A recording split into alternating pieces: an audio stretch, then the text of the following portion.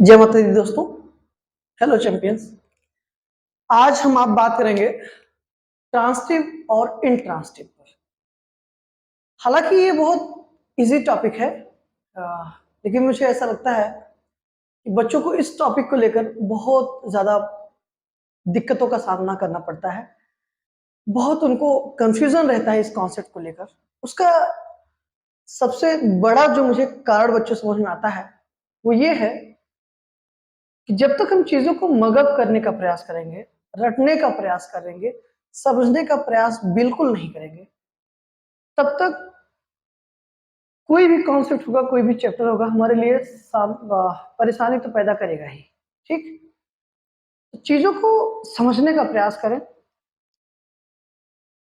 Parsing method का use करें, deep में जाके समझेंगे चीजों को, बारीक से एक एक चीजों को अगर हम आप बारीकी से बेटा क्लियर करते चलेंगे ना तो समस्या नहीं होगी। ठीक है, आइए, बहुत ही इंटरेस्टिंग टॉपिक है, देखते हैं आज ट्रांसटिव और इंट्रांसटिव।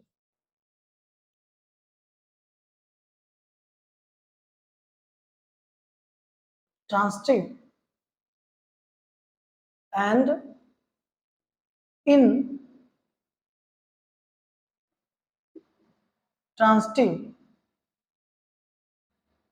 वर्ब। ठीक, ट्रांसटिव एंड इंट्रांसटिव वर्ब। ठीक, समझिएगा। ट्रांसटिव दोस्तों, इसमें अगर इसको आप समझना चाहें तो इसका कॉन्सेप्ट है ट्रांसटिव का, verb with its object. Verb with its object. ठीक है, कहने का मतलब इन शॉर्ट में वर्ब प्लस उसका ऑब्जेक्ट। ठीक है, मतलब एक ऐसी एक्शन वर्ब जिसका ऑब्जेक्ट उसके साथ हो, मतलब वर्ब का ऑब्जेक्ट हो, वो क्या होगी? ट्रांसटिव होगी। जिस भी वर्ब का ऑब्जेक्ट होगा, वर्ब विद इट्स ऑब्जेक्ट का मतलब क्या है कि वर्ब प्लस ऑब्जेक्ट, मतलब अगर वर्ब हो और सेंटेंस में उसी वर्ब का ऑब्जेक्ट हो। फिर ध्यान से समझिएगा बच्चों, मैं क्या करूं, मैं ऑब्जेक्ट नहीं कह रहा हूं, मैं उसी वर्ब का ऑब्जेक्ट कह रहा हूं। ऑब्जेक्ट होना और उसी वर्ब का ऑब्जेक्ट होने में अंतर है, क्योंकि ऑब्जेक्ट सिर्फ वर्ब का नहीं होता, ऑब्जेक्ट प्रीपोजिशन का भी होता है। अभी हम आप बात करेंगे डिटेल में, चीजों को समझते रहे। वर्ब और उसका ऑब्जेक्ट होगा तभी वो वर्ब क्या होगी? ट्रांसटिव होगी। इन ट्रांसटिव का कॉन्सेप्ट क्या है दोस्तों?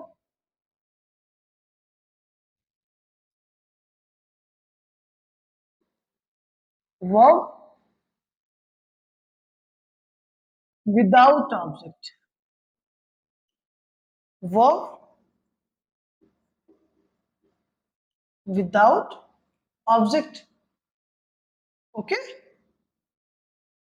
मतलब वर्ब जो है वो बिना ऑब्जेक्ट के होगी, ऐसी वो सेंटेंस में जो बिना ऑब्जेक्ट के है। मतलब वर्ब है सेंटेंस में, लेकिन उस वर्ब का कोई भी ऑब्जेक्ट सेंटेंस में ना हो, तो वो वर्ब इंट्रांसिटिव होगी। क्लियर?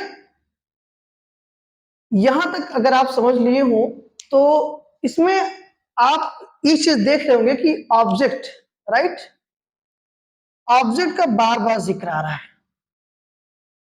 क्लियर? ऑब्जेक्ट आप अच्छे से जानते हैं कि दोस्तों कि doer of the action is called subject and receiver of the action is called object. Action को जो रिसीव करता है वो क्या कहलाता है? ऑब्जेक्ट कहलाता है।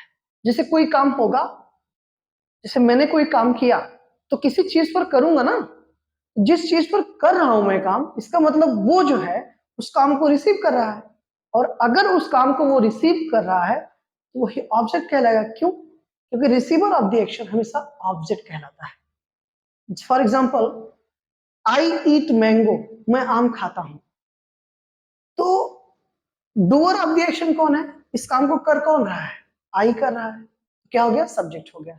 ठीक, ये खाने वाला काम हुआ किस पर, आम पर ना, मतलब ये जो मैंने एक्शन किया खाने का, इसको रिसीव किसने किया, मैंगो ने रिसीव किया, तो वो इस वर्ब का क्या हो गया दोस्तों, ऑब्जेक्ट हो गया। कंफर्म, तो receiver of the action is called object. और ये जो ऑब्जेक्ट होगा वो दो प्रकार का होता है, एक होता है इनडायरेक्ट ऑब्जेक्ट और एक होता है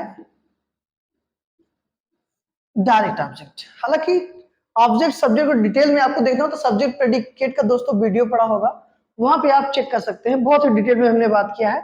फिर भी हमको ट्रांसिटिव इंट्रांसिटिव को समझना है, एक बार ऑब्जेक्ट को समझ लेते हैं। ऑब्जेक्ट दो प्रकार का होगा, एक इनडायरेक्ट और दूसरा डायरेक्ट। इनडायरेक्ट ऑब्जेक्ट मतलब क्या है, ऐसे थिंग्स जो क्या होंगी, जो लिविंग्स होंगी, लिविंग थिंग्स। ठीक दोस्तों, लिविंग थिंग्स हमेशा इनडायरेक्ट ऑब्जेक्ट होंगी और नॉन लिविंग थिंग्स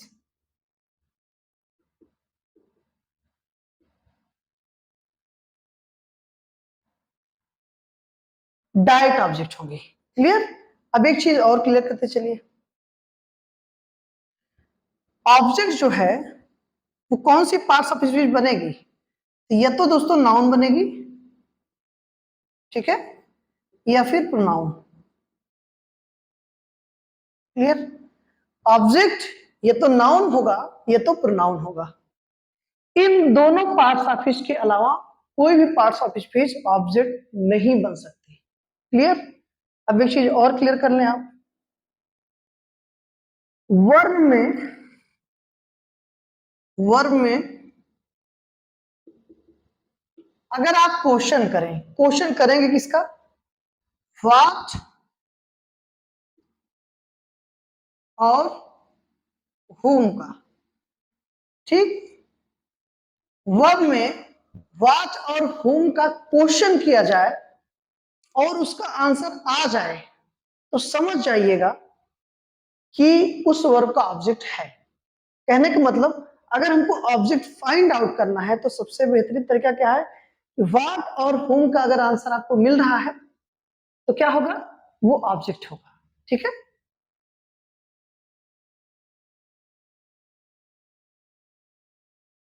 क्लियर दोस्तों। पहली चीज तो ऑब्जेक्ट को फाइंड आउट करने के बहुत कई तरीके हैं, जो सब्जेक्ट प्रेडिकेट के वीडियो में मैंने डिस्कस किया हुआ है, आप जाके चेक कर लीजिए। जो एक्शन को रिसीव करेगा वो ऑब्जेक्ट होगा। और ऑब्जेक्ट को फाइंड आउट करने का दूसरा तरीका दोस्तों, कि वर्ड में व्हाट या होम से आप क्वेश्चन करिए, आंसर आ रहा है, इसका मतलब ऑब्जेक्ट है। क्लियर, इतनी बात ऑब्जेक्ट के बारे में आपको क्लियर हुई। अभी एग्जांपल करूं, आप समझेंगे, परेशान मत होइए। फिर एक बात रिवीजन कर लीजिए, क्योंकि मैं इसको रिवाइज करूंगा। ट्रांसिटिव वर्ब वही होगी जिसमें वर्ब होगी और उसी वर्ब का क्या होगा दोस्तों, ऑब्जेक्ट होगा। मतलब verb with its object, verb होगी और उसी वर्ब का ऑब्जेक्ट होगा, वो ट्रांसिटिव होगी। अगर सेंटेंस में वर्ब है लेकिन उसका ऑब्जेक्ट नहीं है सेंटेंस में, तो वो वर्ब क्या होगी दोस्तों, इंट्रांसिटिव होगी। मतलब verb without object is called intransitive verb. Confirm, अब आइए इसके आगे देखते हैं।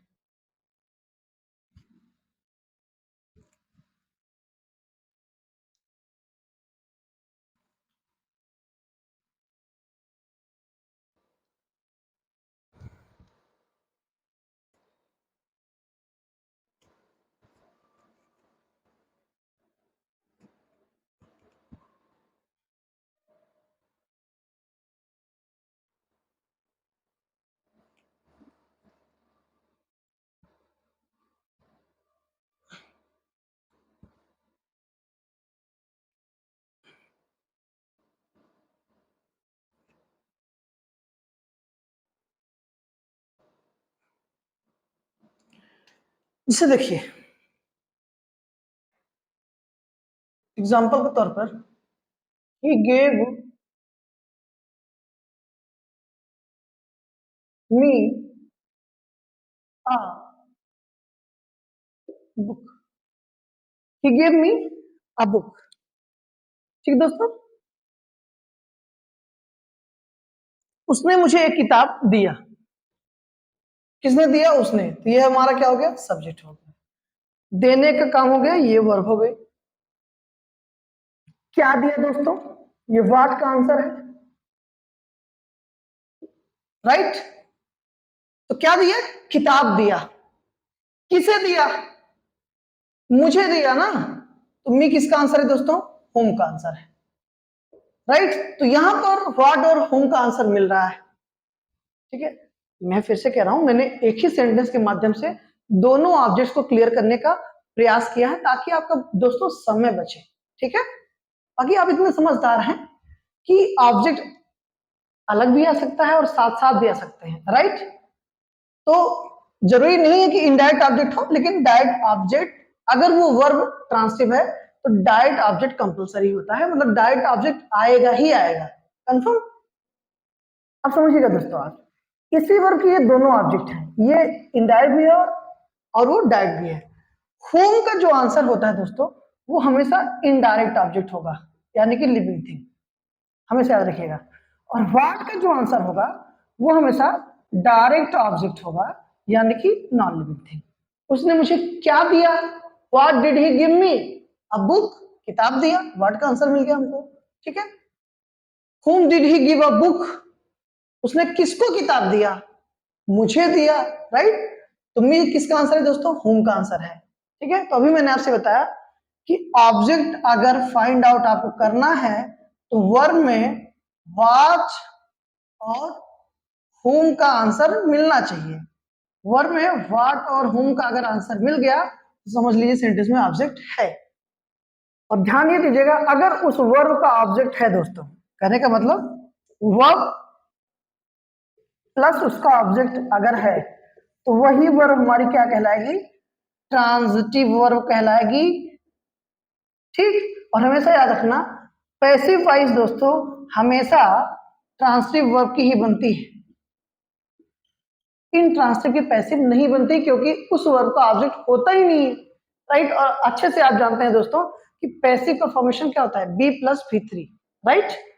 तो पैसिव बनने के लिए ऑब्जेक्ट का होना कंपलसरी होता है, इसीलिए कोई भी अगर आपसे, मतलब आप जानते रहे कि पैसिव वॉइस हमेशा ट्रांजिटिव वर्ब की बनेगी दोस्तों, क्योंकि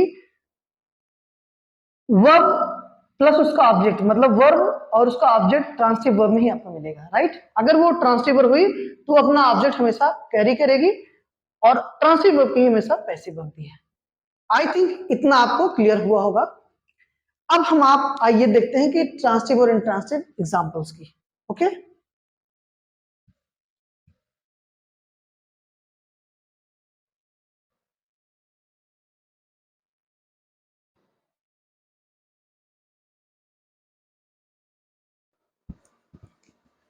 दोस्तों एक्चुअली मिटाने वाला लाने गया था तो सही से, मतलब ऐसा मुझे फील हो रहा था कि ये शायद ब्लैक बोर्ड थोड़ा सा डार्क हो जा रहा है, इसलिए मैंने दूसरा कपड़ा ले आया।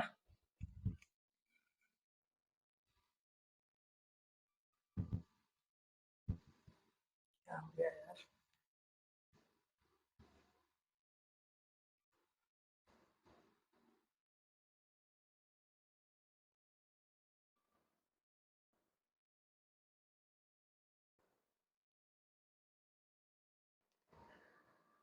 ओके, आइए देखते हैं एग्जांपल्स ट्रांजिटिव और इंट्रांजिटिव पे। फॉर एग्जांपल दोस्तों, he eats mango,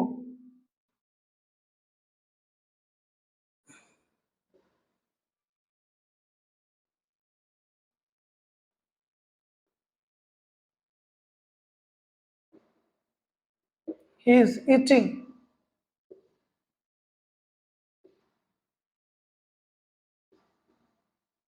children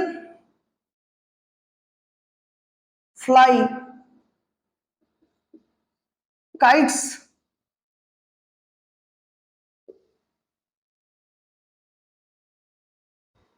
okay.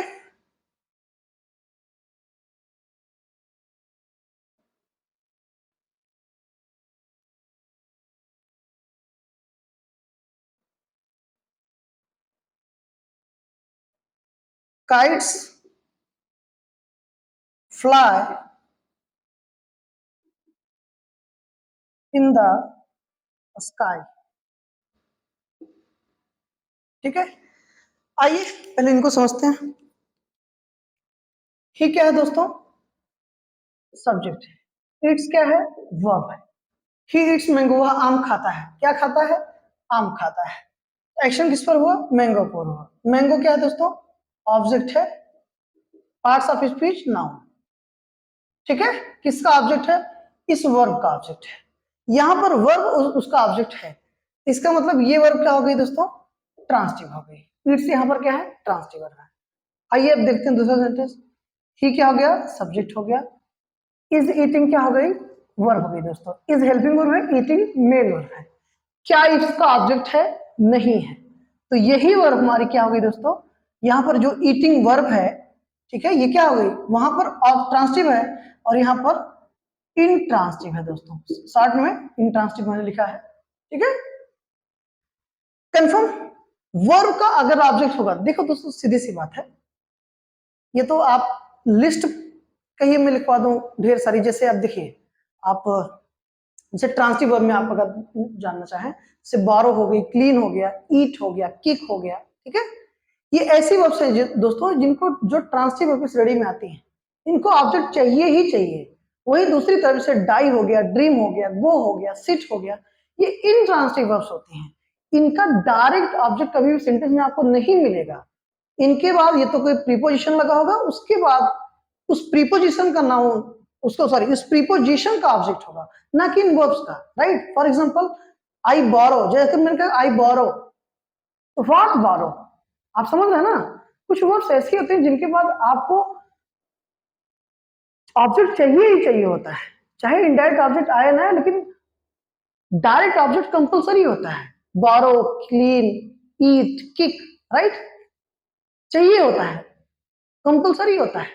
और अगर मान लो ऑब्जेक्ट लिखेंगे, वो वर्ब दोस्तों ट्रांसिटिव होगी, नहीं लिखेंगे इंट्रांसिटिव होगी। अच्छा, ये डिपेंड करता है इसके यूज पर, कॉन्टेक्स्ट पर। जैसे सेंटेंस दोनों लिखा जाता है दोस्तों, ही ईट्स मैंगो और ही इज ईटिंग, या फिर ही ईट्स, इतना हुआ खाता है, सेंटेंस लिखा भी जाता है, बोला भी जाता है। तो क्या वो वर्ब वहां पर ट्रांसिटिव होगी या इंट्रांसिटिव होगी? कोई भी वर्ब ट्रांसिटिव होगी कि इंट्रांसिटिव ट्रांसिटिव होगी, उसके कॉन्टेक्स्ट पर डिपेंड करेगा। कहने का मतलब, अगर उस वर्ब का ऑब्जेक्ट है तो वो वर्ब ट्रांसिटिव होगी, अदरवाइज इंट्रांसिटिव होगी। क्लियर? तो यहां पर इस वर्ब का ऑब्जेक्ट था इसलिए ट्रांसिटिव हुई, यहां पर इसका ऑब्जेक्ट नहीं है इसलिए क्या हो गई दोस्तों? ये इंट्रांसिटिव हो गई। कंफर्म? अब आप समझिएगा। चिल्ड्रन फ्लाई काइट्स, चिल्ड्रन क्या हो गए? सब्जेक्ट हो गए। फ्लाई क्या हो गई हमारी? वर्ब हो गई। काइट्स मतलब बच्चे पतंग उड़ाते हैं ना, काइट्स क्या हो गई दोस्तों? ऑब्जेक्ट हो गई। तो यहां पर जो फ्लाई वर्ब है क्या है? ये ट्रांसिटिव वर्ब है। कंफर्म? यहां पे आप देखें, काइट्स यहां पर क्या है दोस्तों? सब्जेक्ट, वहां पर ऑब्जेक्ट और यहां पर subject. Clear? Kites fly in the sky, कहां उड़ती हैं? इस जो ये जो वर्ब है दोस्तों, इस वर्ब का सब्जेक्ट है काइट्स, राइट? हालांकि नॉन डूअर है बट सब्जेक्ट यही है। इस वर्ब का सब्जेक्ट कौन है? काइट्स है। ठीक है, तो पतंग कहां उड़ती है? आकाश में उड़ती है, राइट? अब ध्यान से समझिएगा, अगर आप इन द स्काई का आप पार्ट्स ऑफ स्पीच जानना चाहते हैं तो ये दोस्तों एडवर्ब है। क्या है? एडवर्ब है। क्यों है ये भी आप समझ लीजिए। इन क्या है? प्रीपोजिशन, और प्रीपोजिशन के बाद आने वाला नाउन या प्रोनाउन उस प्रीपोजिशन का ऑब्जेक्ट होता है। द क्या है? डिटरमाइनर है, जो कि किसके लिए है दोस्तों? स्काई के लिए, आकाश के लिए। स्काई क्या है? नाउन है। प्रीपोजिशन भी किसके लिए आता है? हमेशा नाउन या प्रोनाउन के पहले आता है। Preposition ever comes before a noun और प्रोनाउन, आप जानते हैं। और प्रीपोजिशन प्लस उसका ऑब्जेक्ट, आप अच्छे से जानते हैं, ऑब्जेक्ट जो है वो वर्ब का भी होगा और प्रीपोजिशन का भी होगा। ठीक है ना? और प्रीपोजिशन प्लस उसका ऑब्जेक्ट, ये बनाते हैं दोस्तों प्रीपोजिशनल फ्रेज। क्या बनाते हैं? Prepositional phrase. प्रीपोजिशन प्लस उसका ऑब्जेक्ट, यानी कि किसी भी प्रीपोजिशन के बाद जो नाउन या प्रोनाउन आएगा वो उस प्रीपोजिशन का ऑब्जेक्ट होगा। तो प्रीपोजिशन प्लस उसका ऑब्जेक्ट क्या बनाएंगे दोस्तों? प्रीपोजिशनल फ्रेज बनाएंगे और ये प्रीपोजिशनल फ्रेज सेंटेंस में एडजेक्टिव या फिर एडवर्ब का काम करती हैं। ओके, प्रीपोजिशनल फ्रेज का जो फंक्शन होता है सेंटेंस में दोस्तों, वो एडजेक्टिव और एडवर्ब का होता है। आप अच्छे से जानते हैं, अगर वो प्रीपोजिशनल फ्रेज नाउन या प्रोनाउन को मॉडिफाई करेगी तो एडजेक्टिव का काम करेगी, एडजेक्टिव होगी वहां पर। लेकिन अगर वही प्रीपोजिशनल फ्रेज वर्ब को मॉडिफाई करेगी दोस्तों, वर्ब के बारे में कोई एडिशनल इंफॉर्मेशन प्रोवाइड कराएगी हमको, तो वो अब वर्ब अच्छे से जानते हैं आप, एडवर्ब को मॉडिफाई, एडवर्ब ही है जो वर्ब को मॉडिफाई करता है, दूसरा कोई नहीं कर सकता।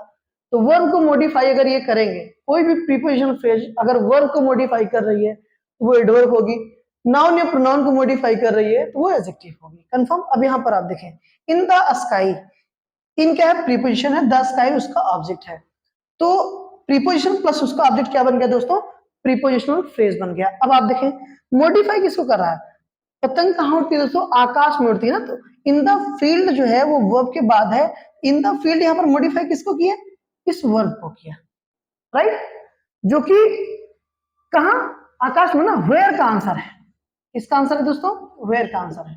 और आप अच्छे जानते हैं व्हेन, वेयर, हाउ, इनका जो आंसर होता है वो एडवर्ब होता है, ठीक है। तो फ्लाई को मॉडिफाई किसने किया, इन द स्काई ने किया। तो फ्लाई क्या है दोस्तों, वर्ब है, और वर्ब को आप अच्छे से जानते हैं केवल और केवल एडवर्ब मॉडिफाई कर सकता है, और प्रीपोजिशनल फ्रेज एडजेक्टिव या एडवर्ब का काम करता है। ये क्लियर है। अब ये ट्रांसिटिव है कि इंट्रांसिटिव है दोस्तों, इंट्रांसिटिव है। क्या है, इंट्रांसिटिव है फ्लाई, यहां पर, वहां पर फ्लाई ट्रांसिटिव थी लेकिन यहां पर इंट्रांसिटिव है। क्यों, क्योंकि इसका ऑब्जेक्ट नहीं आया, फ्लाई यहां पर जो लिखा गया इसका बाद इसका ऑब्जेक्ट आया है तो ये इंट्रांसिटिव वर्ब हो गई, लेकिन यहां पर जो फ्लाई है दोस्तों इसके बाद इसका ऑब्जेक्ट नहीं आया। ये जो ऑब्जेक्ट आपको दिखाई दे रहा है ये इस प्रीपोजिशन का है, इनका है। कंफर्म।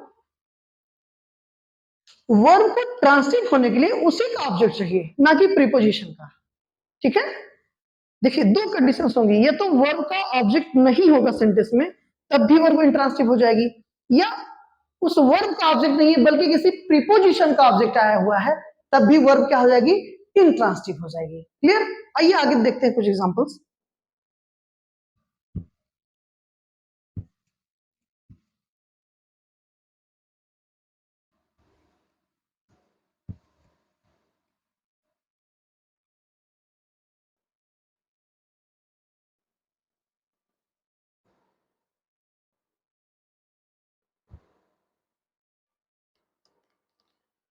आइए,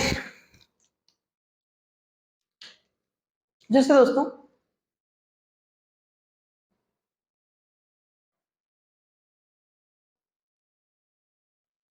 दिस मोबाइल फोन, और दिस मोबाइल, और कुछ भी कह लीजिए, this phone, okay, this mobile is selling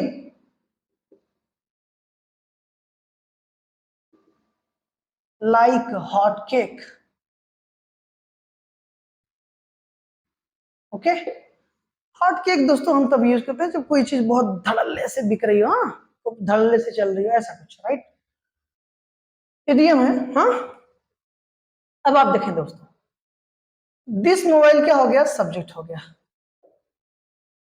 this जो है पॉजेसिव एडजेक्टिव है जो कि डिटरमाइनर का काम कर रहा है, मोबाइल नाउन है और ये डिटरमाइनर है। इज सेलिंग क्या है दोस्तों, वर्ब है, इज हेल्पिंग वर्ब है, सेलिंग मेन वर्ब है, ठीक है।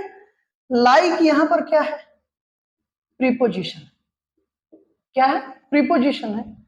हॉट केक, हॉट जो है इस केक के लिए आया हुआ है, और इनकी अगर आप पार्ट्स ऑफ स्पीच की बात करेंगे तो ये क्या है दोस्तों, नाउन है, ठीक है। पहले ये क्या है दोस्तों, ऑब्जेक्ट का काम कर रहा है, किसके ऑब्जेक्ट का, इस प्रीपोजिशन का, पार्ट्स ऑफ स्पीच नाउन, ठीक है। अब बात करते हैं कि ये जो सेलिंग वर्ब है, ठीक है, इस हेल्पिंग वर्ब है, सेलिंग मेन वर्ब है ना, ये जो सेलिंग वर्ब है तो ट्रांसिटिव है कि इंट्रांसिटिव, तो दोस्तों इंट्रांसिटिव वर्ब है। कौन सी वर्ब है, इंट्रांसिटिव है। क्यों? क्योंकि इस वर्ब का ऑब्जेक्ट नहीं आया है, बल्कि ये जो हॉट केक ऑब्जेक्ट आपको दिख रहा है वो इस प्रीपोजिशन का है। कंफर्म? नेक्स्ट एग्जांपल आप देखें,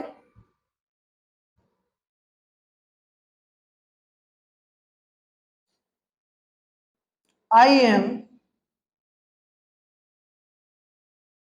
selling, I am selling this phone, I am selling this phone. I क्या है दोस्तों? सब्जेक्ट है। आई एम सेलिंग वर्ब है, आई एम हेल्पिंग वर्ब है, सेलिंग मेन वर्ब है। दिस डिटरमाइनर है और फोन उसका नाउन है दोस्तों, ठीक है? फोन नाउन है। ये क्या हो गया? ऑब्जेक्ट हो गया। पार्ट्स ऑफ स्पीच नाउन होगा। किसका ऑब्जेक्ट है दोस्तों? ये इस वर्ब का ऑब्जेक्ट है, सेलिंग का ऑब्जेक्ट है। मैं यह फोन बेच रहा हूं, राइट? तो इस वर्ब का ऑब्जेक्ट है यहां पर, ठीक है? या फिर आई am selling the phone, I am selling the phone, I am selling this phone, I am selling that phone, right? I am selling the phone, मैं फोन बेच रहा हूं। तो यहां पर इस वर्ब का ऑब्जेक्ट है, तो ये वर्ब क्या हो जाएगी दोस्तों? ट्रांसटिव हो जाएगी। यहां पर क्या हो जाएगी? ट्रांसटिव। कंफर्म? क्लियर? एक एग्जांपल और आप देखें, he goes to market, he goes to market, वह बाजार जाता है। he क्या है? सब्जेक्ट है। goes क्या है? वर्ब है, मेन वर्ब। to क्या है? प्रीपोजिशन है। मार्केट क्या है? ऑब्जेक्ट है, पार्ट्स ऑफ स्पीच नाउन, ठीक है? तो ये जो गोज वर्ब है दोस्तों, ये ट्रांसटिव होगी, इंट्रांसटिव? तो इंट्रांसटिव होगी। क्यों होगी? क्योंकि आप अच्छे से जानते हैं यहां पर इस वर्ब का ऑब्जेक्ट नहीं आया है, बल्कि ये जो ऑब्जेक्ट है वो इस प्रीपोजिशन का है। और आप अच्छे से जानते हैं ऑब्जेक्ट वर्ब और प्रीपोजिशन का होता है। वर्ब के बाद जो नाउन या प्रोनाउन आएगा वो उस वर्ब का ऑब्जेक्ट होगा, और प्रीपोजिशन के बाद जो नाउन या प्रोनाउन आएगा वो उस प्रीपोजिशन का ऑब्जेक्ट होगा। तो यहाँ पर जो गोज है वो दोस्तों इंट्रांसिटिव वर्ब है। क्यों? क्योंकि जो मार्केट है वो ऑब्जेक्ट है, बेसिक जेन्युइन तौर पर ऑब्जेक्ट है, लेकिन वो इस वर्ब का नहीं है, इस प्रीपोजिशन का है। दैट इज वाई ये जो गोज वर्ब है यहाँ पर वो इंट्रांसिटिव होगी। कंफर्म? जैसे एक एग्जांपल और लेते हैं, yes, Sarla, Sarla is cooking the food, Sarla is cooking the food. तो सरला दोस्तों सब्जेक्ट है, इज कुकिंग वर्ब हो गई, जहां पर इज क्या है? Helping verb, cooking main verb है। द फूड क्या हो गया? द डिटरमाइनर, फूड नाउन, ठीक है? कुकिंग का ऑब्जेक्ट है द फूड, राइट? तो यहां पर इस वर्ब का ऑब्जेक्ट है, तो ये वर्ब क्या हो गई दोस्तों? ट्रांसटिव हो गई। क्या हो गई? ट्रांसटिव। कंफर्म? जैसे एक सेंटेंस और लेते हैं,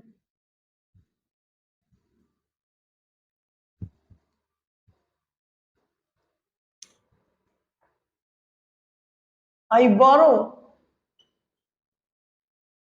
मनी,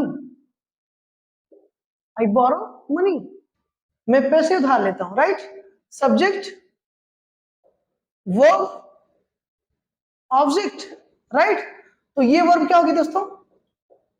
ट्रांसटिव होगी। क्लियर?